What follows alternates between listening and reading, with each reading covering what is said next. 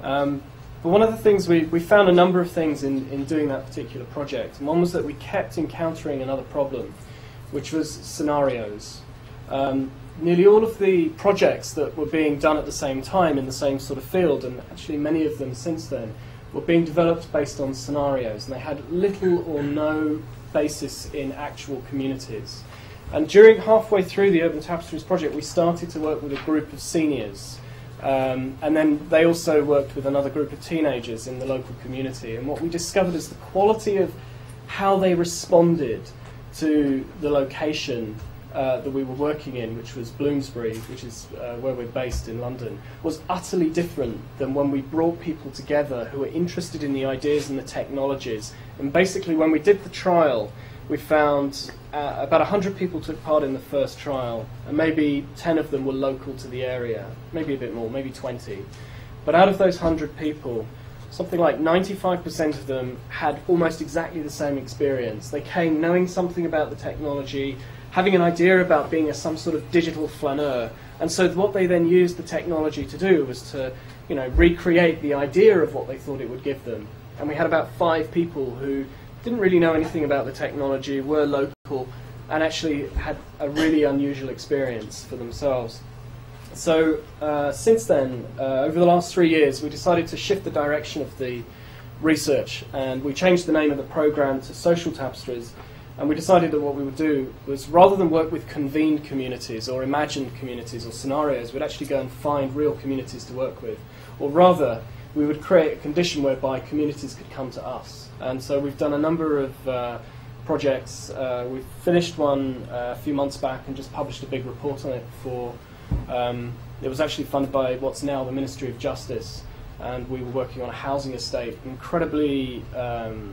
sort of deprived area of West London. It's quite a large estate with a population of about 4,000 people, over 80% from a non-British ethnic background or first-generation immigrants.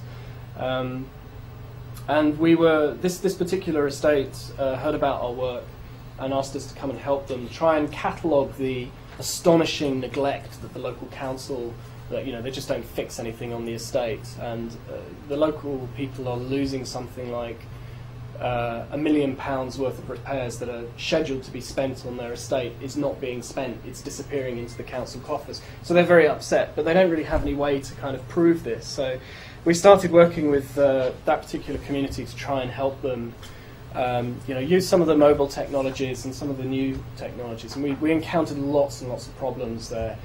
Due to education, due to economic opportunity, and also internal tensions on the estate between rival groups who didn't want to do things.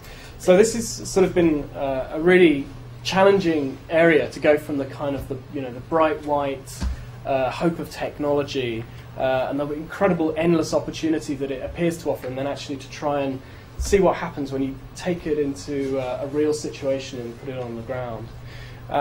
We've also done some other work, 2 things last year. We've done some work in primary schools, and with one primary school in particular in North London.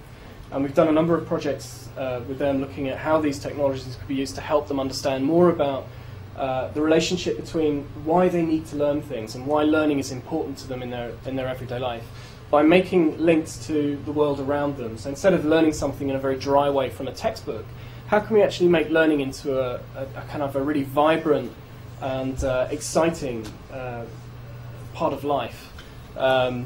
Which is, we all do it all the time. We're always learning new things, but we don't always think of it in that kind of formal sense as learning. And we were trying to sort of understand if there's a way to kind of use these technologies in interesting ways that would challenge some of our assumptions. So we've done things like we built toy robots that have environmental sensors on them, and they're able to sample 3 or 4 sensors and then capture that data with GPS and then upload it through a kind of a mobile connection, sometimes with Wi-Fi.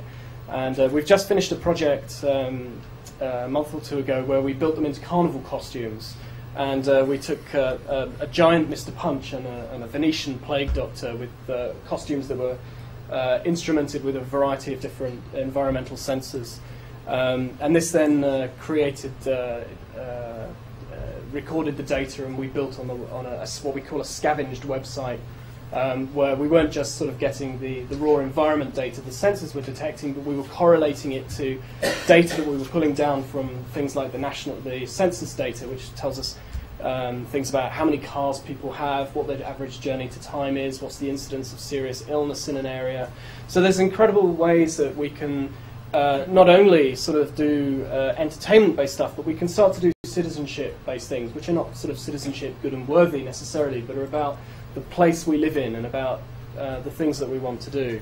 So I think I'll probably stop there actually. But we've got a variety of postcards from some of the other projects, and if you'd like to, if you go to, on the back is the Urban Tapestries website, and you can actually download all 5 of the maps from our website, and the whole reams and reams of reports about different projects, some of the stuff we've done with children as models. So there's a huge amount of material there, and that's it.